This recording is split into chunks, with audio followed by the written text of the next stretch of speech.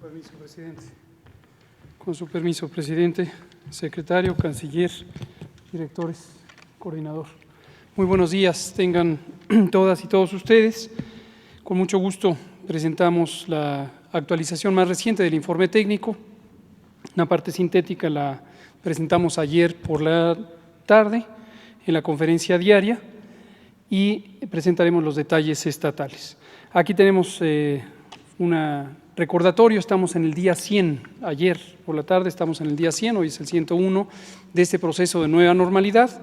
Recordar lo que significa el proceso de nueva normalidad, significa que continúa la estrategia de mitigación comunitaria. Mitigación es la reducción de riesgos, la reducción de contagios a través de una intervención masiva en la que se suspende una cantidad muy importante de las actividades de las personas en el espacio público, los trabajos, el sistema educativo nacional y la concurrencia a distintos espacios recreativos, culturales, sociales, que son los sitios donde se congregan las personas.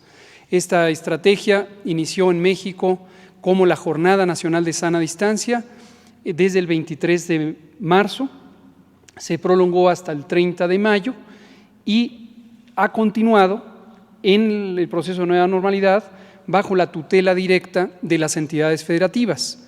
¿Por qué razón? Lo hemos dicho muchas veces, porque la epidemia en cada entidad federativa se comporta de una manera diferente. Lo veremos en detalle en 32 curvas epidémicas.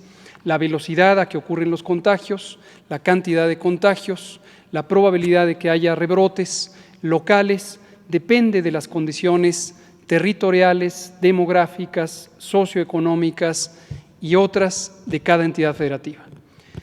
En todos los países que tenemos una extensión territorial importante, se comporta así la epidemia. No hay una sola curva epidémica, sino hay una gran cantidad de curvas epidémicas. Por eso es importante en los países territorialmente extensos y políticamente federados, como es el caso de México, que se tenga esta flexibilidad en el manejo directo de la epidemia. Nunca olvidar que cada uno de los 32 gobiernos estatales son autoridades sanitarias y en tanto que son autoridades sanitarias tienen responsabilidades directas sobre las decisiones de qué se abre, cuándo se abre y por qué se abre, siguiendo un lineamiento general que es el semáforo de riesgo COVID que se estableció entrará en funciones a partir del 1 de junio. Desde el 1 de junio, la decisión que en su localidad se ha tomado para abrir un comercio, un espacio público, un sitio recreativo, ha dependido de su gobierno estatal. Hemos mantenido una comunicación muy estrecha con cada uno de los 32 gobiernos estatales para que se apeguen a un marco general de evaluación de riesgos, pero la decisión de abrir o no abrir, cuándo abrir, cuánto abrir, ha dependido de los gobiernos estatales. Esto con el propósito de lograr el mejor equilibrio de dos bienes públicos a cuidar. El primero es la salud y la vida, de manera directa, en lo que se relaciona con los contagios de la infección por el virus SARS-CoV-2 causante de COVID-19, la pandemia que aqueja a la humanidad entera, al mundo entero. Esto se logra mediante la disminución de los contactos físicos entre personas y se hace mediante la restricción, reglas administrativas que restringen la concurrencia de personas en el espacio público. Sin embargo, hacer esto tiene una consecuencia importante sobre la economía y el bienestar social. ¿Solo en México? No, de ninguna manera, en todo el mundo. La crisis económica global que se vive y que no tiene precedente en los últimos 100 años, tiene que ver directamente con esto, con que las actividades públicas generadoras de riqueza, las economías global, regionales, locales de cada país e incluso subnacionales, se afectan cuando las personas no pueden concurrir al espacio físico en donde se producen los bienes, los insumos y se generan las capacidades de servicio.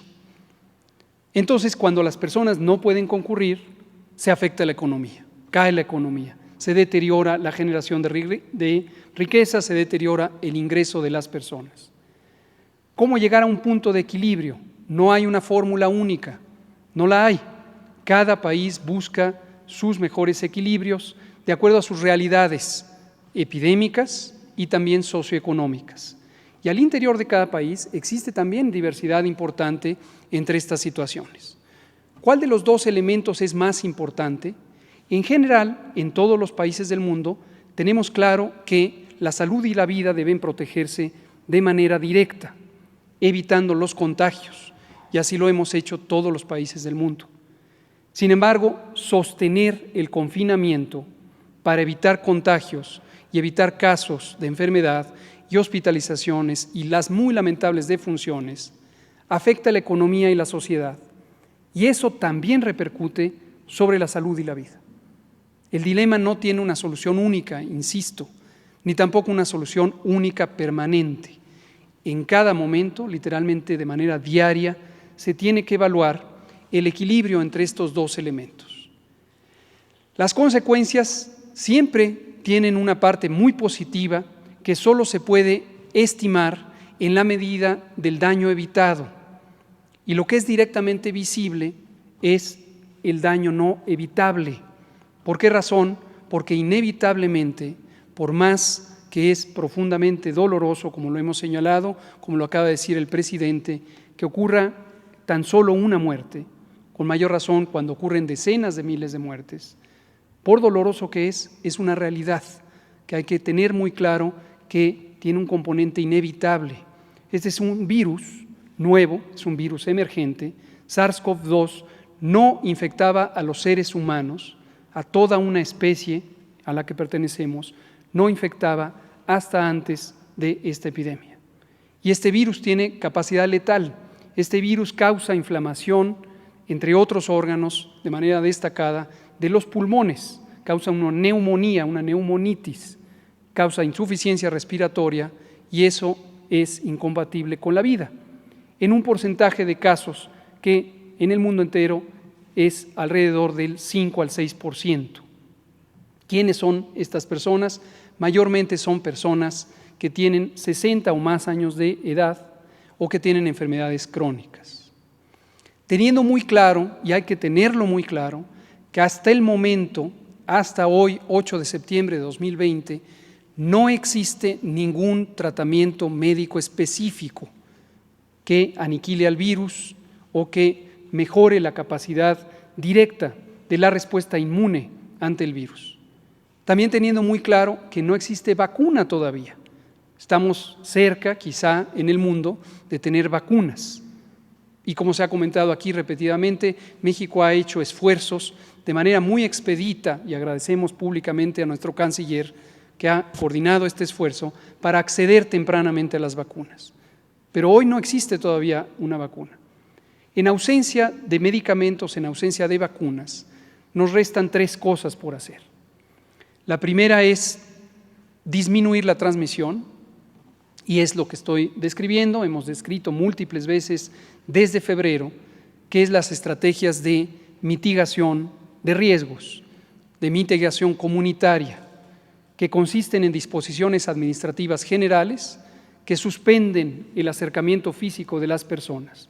En el caso de México, estimamos que 80 millones de personas, 80 millones, dejaron de estar en el espacio público y ha sido motivo de orgullo por el pueblo de México que logramos una reducción de la movilidad semejante a la que han tenido otros países, a la que alcanzaron otros países que sí utilizaron la coerción del poder público, en algunos casos la fuerza pública, y en México no. En México decidimos deliberadamente no usarlo por múltiples consecuencias adversas que puede tener sobre el abuso de la fuerza pública, y sin embargo, y agradecemos una y las veces necesarias al pueblo de México, logramos una reducción de movilidad de magnitud semejante a la que redujeron en otros países, por ejemplo, europeos, que sí aplicaron esta coerción.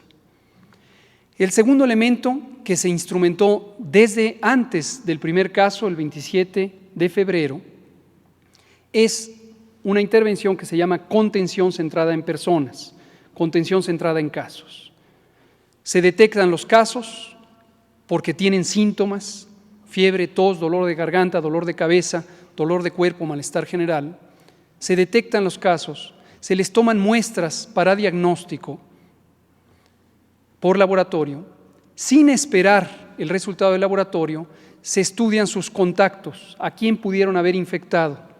Y a todo ese sistema de caso, contactos, se le pone también en un resguardo preventivo, en un aislamiento.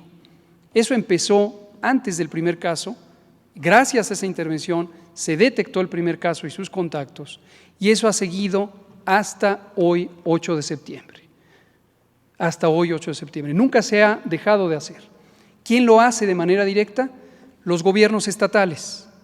¿Por qué razón? Porque desde 1997 la Secretaría de Salud está descentralizada y cada Secretaría de Salud estatal, hay 32, tiene la responsabilidad operativa de las brigadas comunitarias que hacen esta intervención. ¿Cómo lo han hecho? En algunos casos con mayor intensidad, porque hay mayor capacidad. En otros casos no tan suficientemente. Felicitamos, por cierto, a la Ciudad de México, porque es una de las entidades federativas que ha logrado que haya la mayor capacidad para este trabajo comunitario, pero otras entidades lo han logrado también.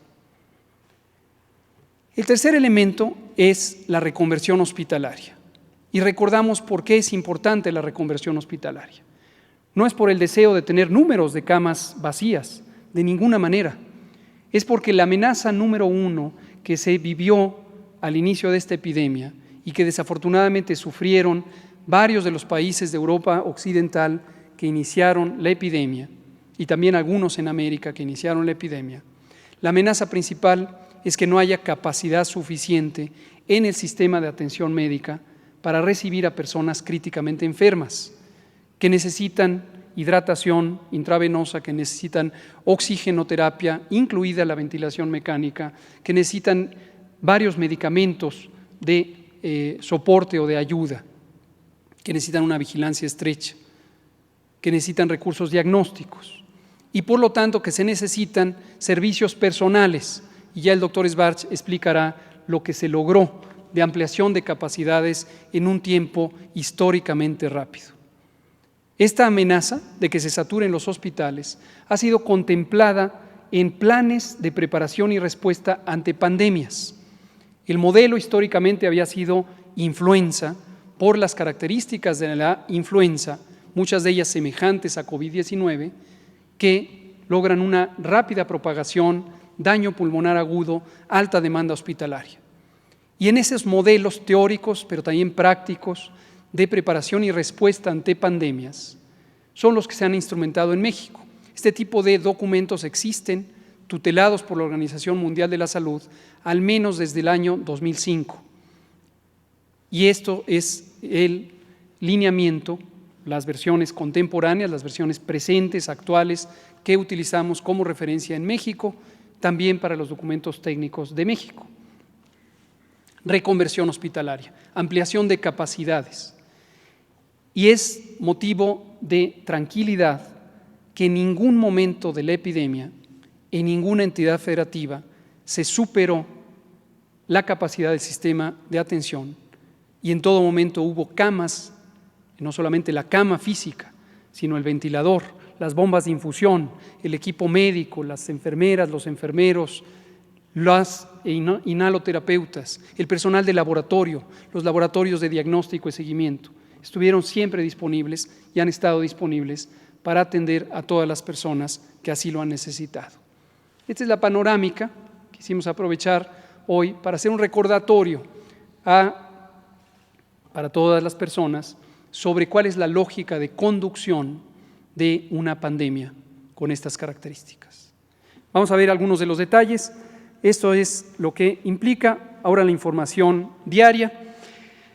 Esta curva epidémica que presentamos todas las días tiene la representación del número de personas con enfermedad COVID que han sido identificadas, notificadas, y estas curvas epidémicas pienso que a estas alturas la mayoría de las personas en México que han visto estas conferencias y las de en la tarde conocen lo que es una curva epidémica, pero retomamos, es una gráfica, es una representación visual de la suma de personas con una condición. En esta diapositiva concretamente el número de casos, personas que han tenido fiebre, tos, dolor de garganta, etcétera, y que se han constatado por la atención médica en nuestro Sistema Nacional de Salud, a quienes se les toma una muestra para diagnóstico por laboratorio. No ha variado la proporción de muestreo, de hecho es casi de 100% en la mayoría de las entidades federativas, y pueden resultar confirmadas la sección de color claro que está en estas columnas, pueden resultar descartadas o negativas. Se analizó la muestra de secreciones respiratorias y no se encontró SARS-CoV-2, es la sección morada u oscura que está en las columnas de la gráfica, y un porcentaje pequeño que cambia cada día, que son las personas que aguardan el resultado del laboratorio y que están en la parte intermedia de las columnas en color amarillo claro. También se muestra una línea arriba de la gráfica que representa el porcentaje de personas cuya muestra resulta positiva al virus SARS-CoV-2. Noten ustedes que esa línea aumenta. Cuando decimos aumenta es que está más hacia la zona alta de la gráfica y llegó al 57%. La proporción de personas que tuvieron una muestra positiva teniendo síntomas de COVID y habiendo concurrido a las instalaciones médicas del país. 57% de ellas en la semana 29, esto es la primera semana de agosto, tenían positivo al SARS-CoV-2. A partir del 29 de agosto, todos los indicadores van a la baja. Perdón, no 29 de agosto, semana 29, primera semana de agosto, van a la baja. Y datos alentadores, datos estimulantes de que la epidemia está entrando en control, como ya se comentaba, es que este porcentaje de positividad desde el 57% hoy está en 40% y ha continuado en descenso. El número también de casos que se presentan en cada una de las semanas, cada columna de la gráfica representa una semana, contadas de la semana 10, la primera semana de marzo cuando empezó la epidemia, muestra cada vez un tamaño menor. Y en la siguiente gráfica podemos ver cuando tenemos casos estimados. ¿Por qué le llamamos estimados? Porque además de los casos directamente confirmados por laboratorio, nos anticipamos al resultado de la prueba sabiendo que 40% de ellos en estas semanas recientes va a ser positiva. Entonces, los casos que aún no son confirmados, 40% de ellos los sumamos a la cuenta de casos y esos son los casos estimados. Y vemos exactamente este patrón en donde hasta la semana 29 el número de casos semanales, por lo tanto también los casos diarios, aumentó y desde la semana 29, primera semana de agosto, desciende. No desciende siempre a la misma velocidad, se puede ver ahí que entre la semana 34 y la 35 se estancó el decrecimiento, se estancó la reducción. Eso lo hemos comentado aquí ampliamente. Pero posteriormente vuelve a descender. Así se va a comportar la epidemia, lo veremos en las curvas estatales, en donde por momentos baja, luego se estanca, luego sigue bajando. Y vemos también que el 6%, 6 de cada 100 casos que se han contabilizado desde que inició la epidemia, son de los últimos 15 días. ¿Por qué es importante esto?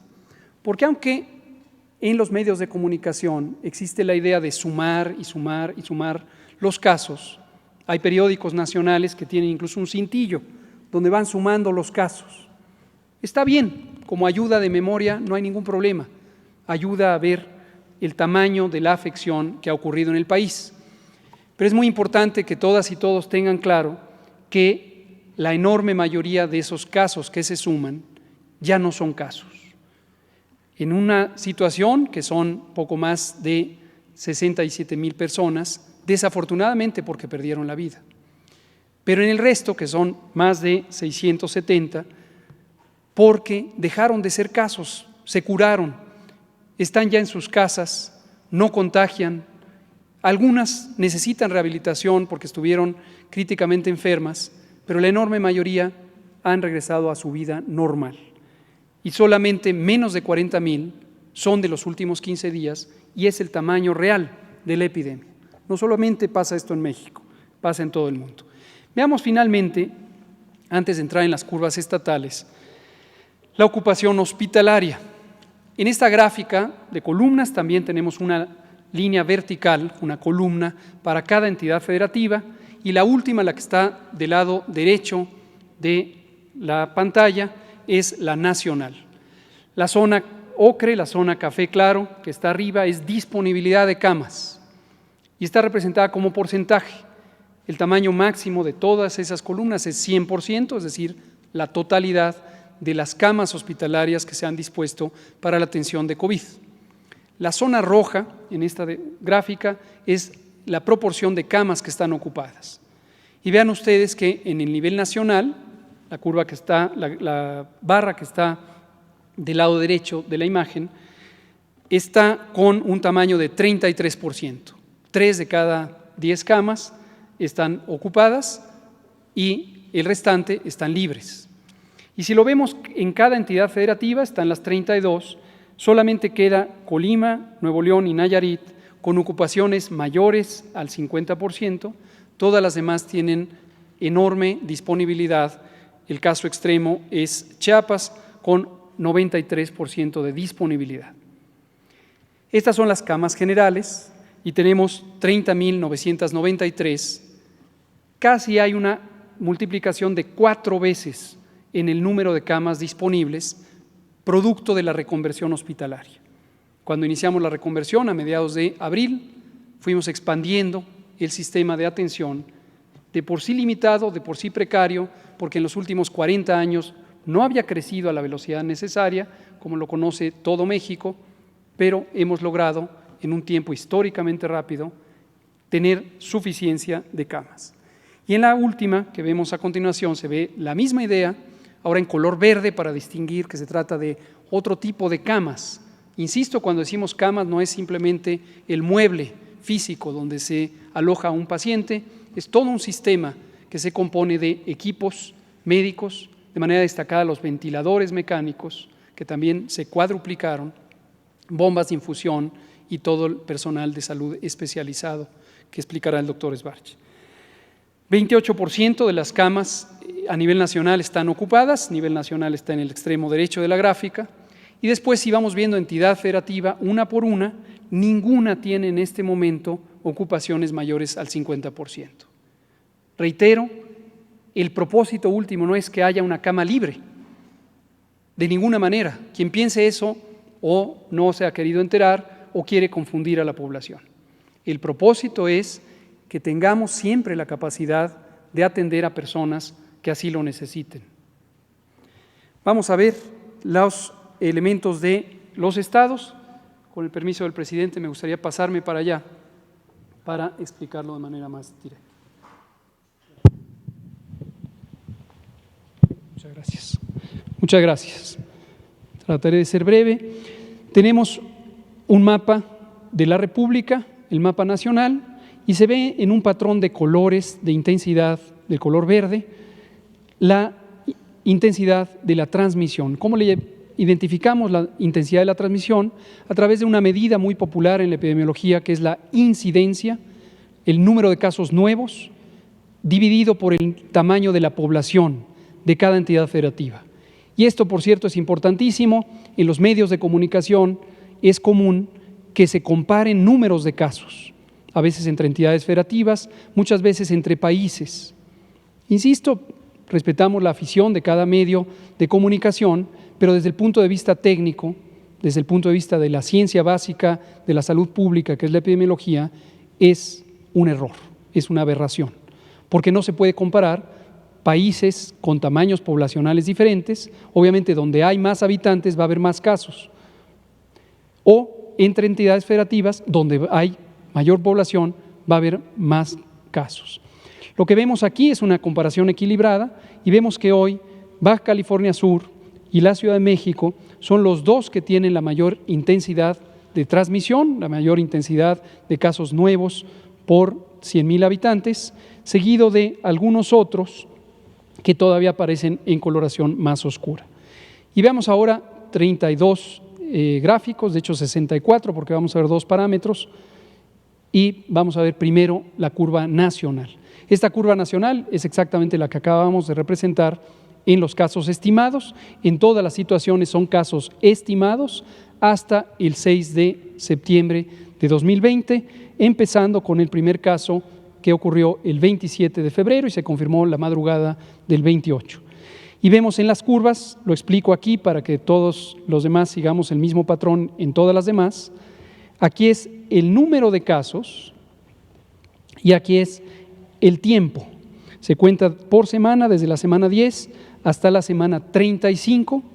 En este momento estamos viviendo la semana 37. Hoy es 8 de septiembre, es la semana 37, empezó apenas el domingo próximo pasado. La curva clara es el número de casos confirmados y los que están por confirmarse, 40% de ellos para la semana vigente, se hace el porcentaje de positividad semana por semana, pero son la suma total de casos que resultarán confirmados. Y en la curva oscura se ve la mortalidad confirmada para COVID-19. Vean ustedes el patrón al que nos hemos referido desde la semana 29, que está aquí, es la primera semana de agosto, llegamos a un punto máximo y hemos tenido un descenso, a veces más lento, a veces incluso sin cambio y después con descenso. En todas las gráficas van a ver ahí lo que presentamos recientemente, hace unos minutos, la ocupación hospitalaria de camas con ventilador en verde y la ocupación hospitalaria de camas generales, y un número que está generalmente con un signo negativo, un signo de resta, que es el cambio que ocurre en la ocupación hospitalaria. Cuando está el signo de resta, quiere decir que se disminuye la ocupación hospitalaria, en algunos casos hay una suma, quiere decir que aumentó la ocupación hospitalaria. Esta es la nacional, esta es para todo el país, es la suma de todo el país. La siguiente. En esta otra, que también presentaremos para las 32 entidades, lo que tenemos es, misma idea, es el número de eventos, en este caso de hospitalización. No son casos que ingresaron en esa semana, son casos que en esa semana estaban presentes en el hospital.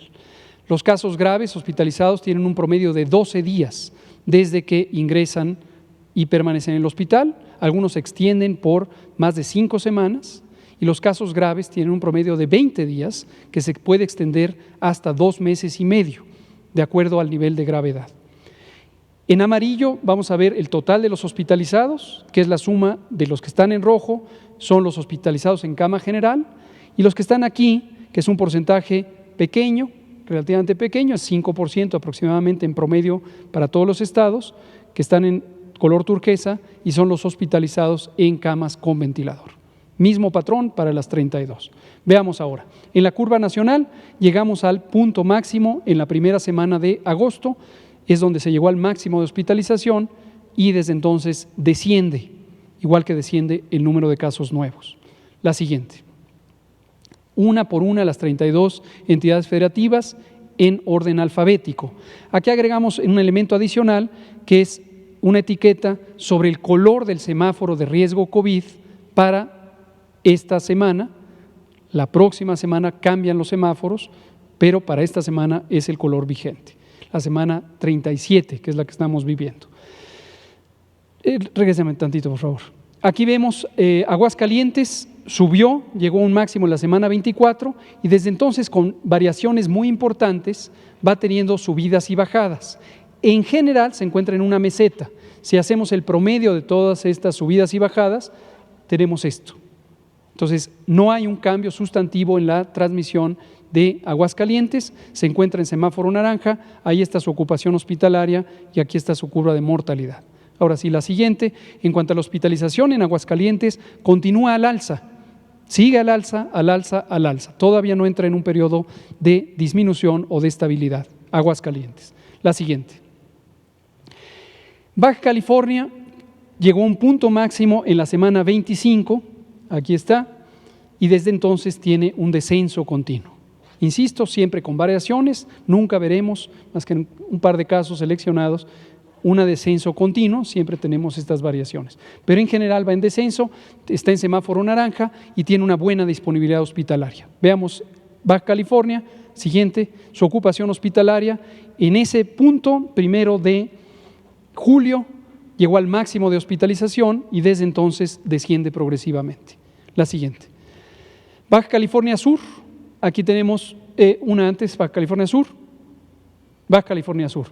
Tuvo 2 periodos, uno de rápido crecimiento, después durante la Jornada Nacional de Sana Distancia tuvo un periodo de estabilidad, luego tuvo un ascenso muy rápido, llegó a un punto máximo en la semana 31 y desde entonces tiene un descenso más o menos sostenido.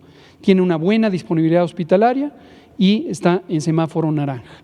La siguiente es la ocupación hospitalaria, llegó a un máximo en la primera semana de agosto, justo la semana 29, y desde entonces se están desocupando los hospitales en la medida en que hay menos personas que ingresan comparadas con las que se dan de alta.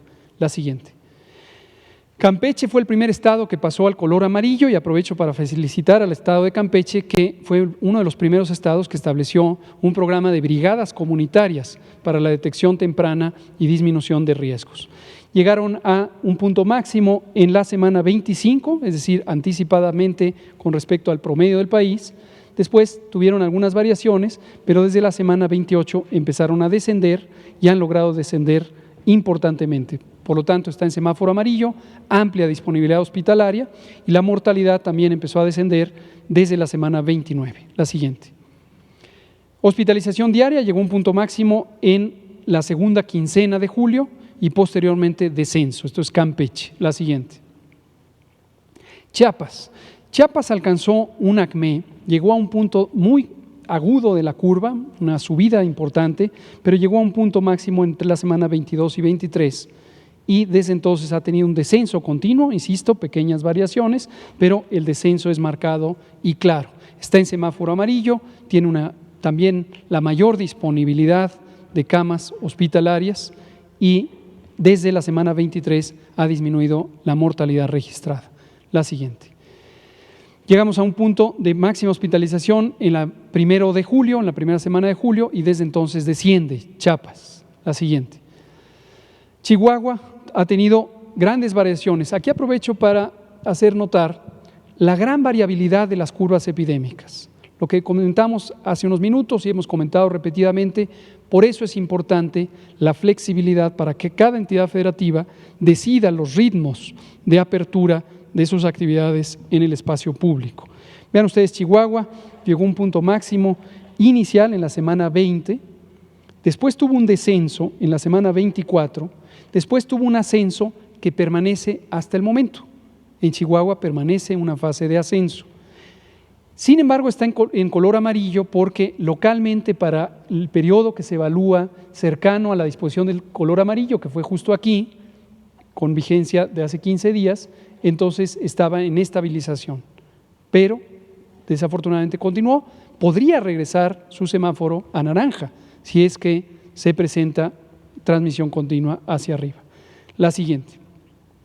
Y vean ustedes, en promedio, la ocupación hospitalaria de Chihuahua no ha variado. Variaciones arriba, abajo, pero se mantiene en promedio igual. La siguiente.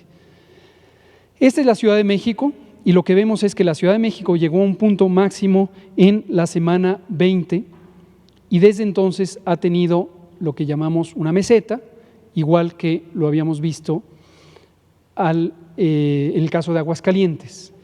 Sin embargo, con importantes reducciones que coinciden con las intervenciones de mayor restricción. Y se mantiene en estabilidad, está en semáforo naranja desde todas esas semanas. Y aquí es importante tomar en cuenta como ejemplo la complejidad del control epidémico en zonas urbanas altamente densas. La Ciudad de México, la zona metropolitana de la Ciudad de México, es la zona más difícil de entrar en control, ocupa casi la cuarta parte de la población mexicana, con una enorme movilidad de al menos 7 entidades federativas que conforman la megalópolis. Y eso hace muy difícil el control epidémico, y además de que es un centro económico importantísimo, y obviamente la flexibilidad para confinar es mucho menor que en otras regiones del país. Sin embargo, la mortalidad ha ido disminuyendo desde la semana 20 hasta la semana 35. La siguiente. La ocupación hospitalaria de manera lenta pero progresiva, consistente, desde mitad de mayo empezó a disminuir y ha continuado en disminución. La siguiente. Aquí está el estado de Coahuila, tuvo un ascenso prácticamente continuo hasta la semana 29, entró en una corta meseta y desde la semana 32 va en descenso, tiene amplia disponibilidad hospitalaria. La siguiente. Y llegó a un máximo de ocupación en la primera semana de agosto, desde entonces desciende. La siguiente. Colima. Colima prácticamente se ha mantenido en ascenso, excepto la última semana, 34 a la 35, en donde se ha llegado a una aparente reducción, por lo tanto es el único estado que permanece en color rojo y esperamos que ya entre en un periodo de reducción continua, pero todavía es muy temprano para anticiparlo. Vamos a ver cómo sale el semáforo en la siguiente semana. La siguiente, la ocupación hospitalaria también, igual que en Chihuahua, ascenso prácticamente continuo. La siguiente. Durango, vean ustedes, Durango es otro ejemplo de este comportamiento con muchas variaciones, desde la semana 10 y hasta la semana 26, con ascenso, luego descenso y luego nuevamente ascenso. Aquí aprovecho para recordar, mucho se ha especulado en algunos medios de comunicación sobre la idea de múltiples picos, y hay personas, un pequeño grupo de la población, que casi de manera persistente le inquieta esta idea de los múltiples picos. Y cuando se ha dicho que no hubo una predicción porque hay muchos picos y prometimos picos, tengan claro, desde el punto de vista técnico, claro que ocurre así. Si se ven curvas de otros países y de otros niveles subnacionales en otros países, vamos a ver múltiples picos. Esto no es un dibujo, esto es la representación gráfica de la realidad. Entonces, aunque pudiera ser más satisfactorio ver un solo acmé, un solo pico, no funciona así. La siguiente. En el caso de Durango, también la ocupación hospitalaria ha seguido ascendiendo hasta la primera semana de agosto, donde ya entró en un periodo de estabilidad hasta la primera quincena de agosto, y en la segunda quincena de agosto está en un periodo de estabilidad. La siguiente. El Estado de México tiene un patrón semejante al de la Ciudad de México, es parte de la mitad o la tercera parte de la población del Estado de México, pertenece a la metrópolis, y tenemos un patrón también, vean los múltiples picos nuevamente, pico, pico, pico, pico, pero en general con un descenso, está en color naranja y con amplia disponibilidad hospitalaria, igual que en la Ciudad de México, pero con un desfase de 2 semanas, tiene una reducción sostenida de la mortalidad. La siguiente. La hospitalización, semejante a la Ciudad de México, pero con un desfase de 1 mes, llegó a un máximo en la segunda quincena de mayo y posteriormente tiene descenso. La siguiente. Guanajuato. Guanajuato tuvo un crecimiento sostenido durante toda la Jornada Nacional de Sana Distancia, siguió en ascenso su curva epidémica, no se detuvo. Esto posiblemente depende de la aplicación local de la Jornada Nacional de Sana Distancia. Hay varios estados que tienen este patrón y, como decimos, la Jornada Nacional era una disposición general para todo el país, pero las decisiones administrativas dependen de cada gobierno estatal, a veces de cada gobierno municipal. Donde hay muchas variaciones, precisamente estos múltiples picos, también tiene que ver con distintas maneras de implementar la Jornada Nacional de Sana Distancia. Pero lo bueno es que llegó hasta la semana 30, segunda semana de agosto, llegó a un punto máximo y aparentemente tiene una disminución sostenida. Amplia disponibilidad hospitalaria, está en semáforo naranja. La siguiente. Llegaron a un máximo de ocupación hospitalaria gruesamente el 15 de julio, una meseta larga y después, desde el 1 de agosto, descenso.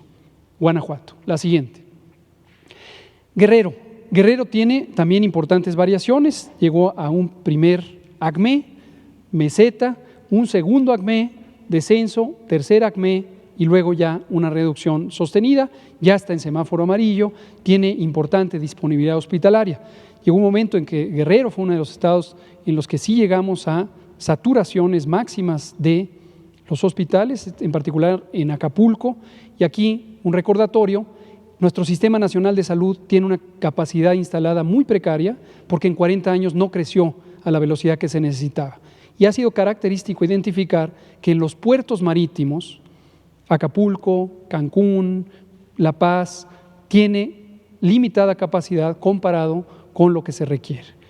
La siguiente, la mortalidad en Guerrero empezó a disminuir desde la semana 22, la ocupación hospitalaria que creció hasta el inicio de julio, después ha ido reduciéndose, prácticamente desde la tercera semana de junio. La siguiente, este es Guerrero. Hidalgo también tuvo variaciones, durante la Jornada Nacional de Sana Distancia ascendió, después tuvo un periodo de estabilidad, reconocemos que el gobierno del estado de Hidalgo hizo intervenciones adicionales como el no circula COVID, igual que en la Ciudad de México, lo instrumentó 2 semanas después de la Ciudad de México, tuvo un efecto positivo, pero después, durante el desconfinamiento, subió otra meseta y lleva una semana de descenso, ojalá entre ya en un periodo de descenso. La siguiente.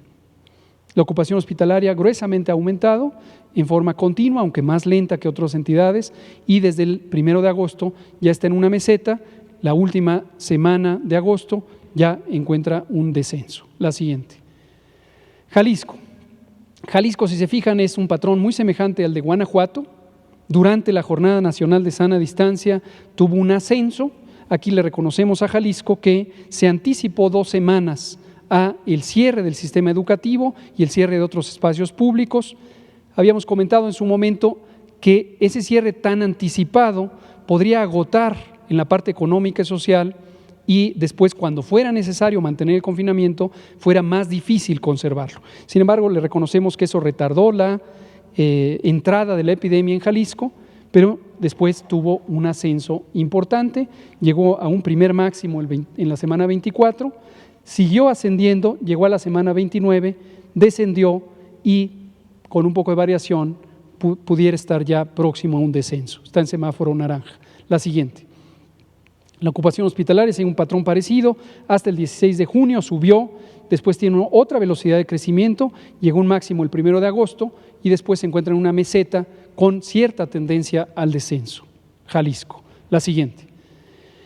Michoacán, también un patrón variante, subió, llegó a un máximo en la semana 24, descenso, aquí también reconocemos la Secretaría de Salud de Michoacán hizo intervenciones de detección comunitaria de casos y referencia temprana, esto contribuyó al descenso, pero desafortunadamente después tuvo un ascenso que continuó hasta la semana 34 y apenas lleva una semana de descenso que esperemos se convierta ya en un periodo continuo de reducción.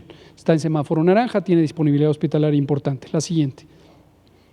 La hospitalización, sin embargo, ha continuado, excepto la última quincena de agosto, donde ya se estabiliza, pero continuó en ascenso. La siguiente.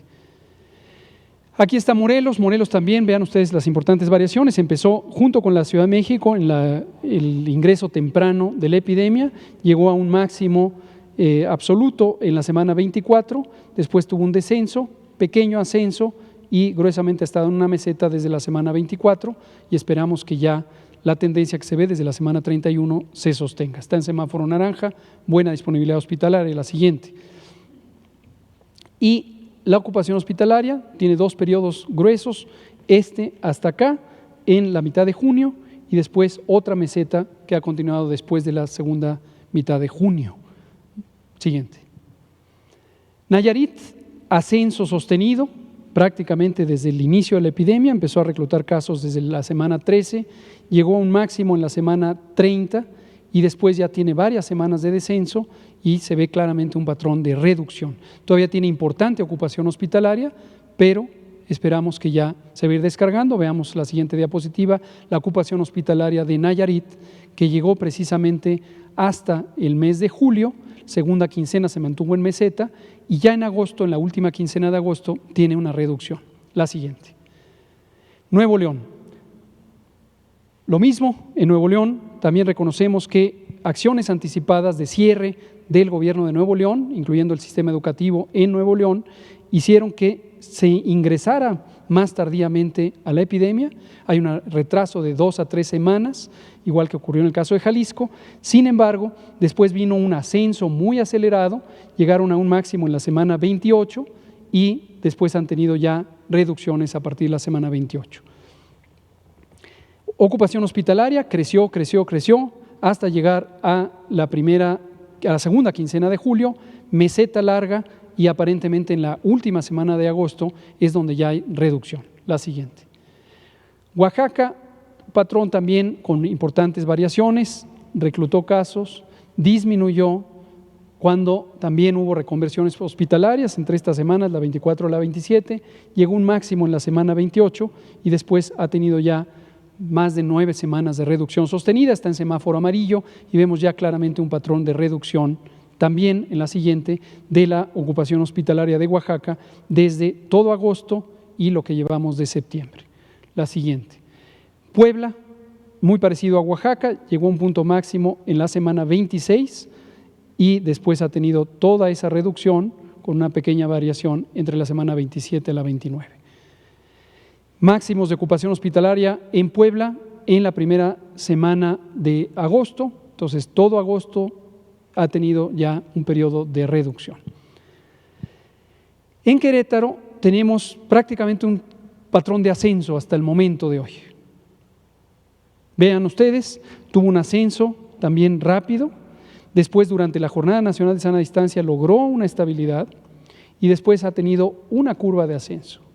Múltiples picos, siempre vean que esto es variante, pero la tendencia general sigue en ascenso, solo hay una semana de reducción de transmisión en Querétaro, está en semáforo naranja, pero si siguiera con transmisión podría llegar a tener una reversión.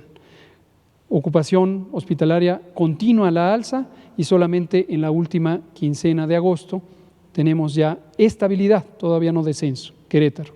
La siguiente. Quintana Roo es un caso notorio por varias razones. Fue uno de los estados que junto con la Ciudad de México, estando en otra región muy distinta, tuvo un ascenso de la curva epidémica, fue un estado que ejerció la más importante reducción de la movilidad, y aquí también reconocemos públicamente las intervenciones del gobernador Carlos Joaquín, que fueron extremadamente cuidadosas, a pesar de las consecuencias económicas que puede tener para un estado que depende casi la totalidad de su economía del turismo, pero aún así mantuvieron un cierre muy estricto por un periodo muy largo, lo que ayudó a que hasta la semana 23 la transmisión se mantuviera en condiciones mínimas. Desafortunadamente había que abrir por el importante impacto económico, eso tuvo una consecuencia de ascenso y también vino una reacción muy vigorosa de parte del gobierno de Quintana Roo que después logró un cambio de trayectoria con un descenso sostenido por más de 9 semanas. También felicitamos a la secretaria de Salud de Quintana Roo, la maestra Alejandra Aguirre Crespo. Vean ustedes, la ocupación hospitalaria durante todo ese periodo la mantuvieron por debajo de los índices de saturación, no se ven en esta diapositiva, pero estuvieron cómodamente con disponibilidad hospitalaria. Después tuvo la fase de ascenso y desde un poco antes del 1 de agosto ya tiene un descenso continuo en la ocupación hospitalaria de Quintana Roo. La siguiente. San Luis Potosí tiene un patrón más estable en términos de la velocidad de crecimiento, lograron reducir la propagación con mucho apego a las intervenciones de mitigación comunitaria. El gobernador Carreras y la secretaria de Salud, Mónica Rangel, un trabajo muy cuidado, muy cuidadoso de todo esto. Llegaron a un punto máximo irremediablemente en la semana 29, pero después han cambiado la trayectoria y va también de manera continua en descenso. Llegamos a puntos importantes de uso hospitalario, veamos la siguiente, en San Luis Potosí, porque siguieron ascendiendo el número de ingresos, pero en la primera semana de agosto se estabilizó y en la quincena más reciente ya está en un descenso claro. La siguiente. En Sinaloa fue un caso también interesante, se reclutaron casos, de hecho el primer caso fue en la Ciudad de México y el segundo estuvo en Sinaloa. Y aquí vemos que desde entonces subió, llegó un máximo en la semana 23 y desde entonces es el estado que tiene la mayor suma de semanas en periodo de descenso, tanto de casos como de mortalidad, una disponibilidad hospitalaria importante y está en una fase de control. Reconocimiento al gobernador Quirino Ordaz, que en todo momento se mantuvo muy atento para coordinarse con la Federación sobre las actividades que se podían abrir y cuáles no, incluso con detalle local en sus distintas regiones económicas.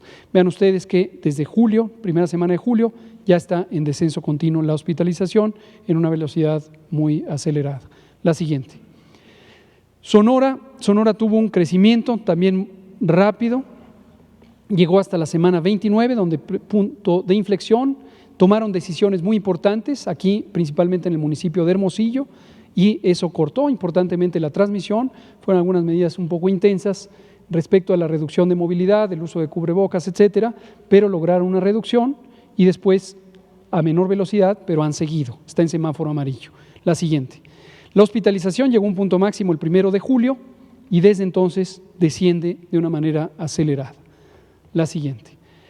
Tabasco, que fue uno de los estados que también, junto con Guerrero, llegó a una presión hospitalaria muy importante, tuvo reacciones muy inmediatas de expansión de la capacidad hospitalaria y también del uso de brigadas comunitarias. Es uno de los 3 estados en los que directamente nos hemos involucrado con el esfuerzo comunitario, reconocimiento al gobernador Adán Augusto López Hernández y a la secretaria de Salud Silvia Roldán.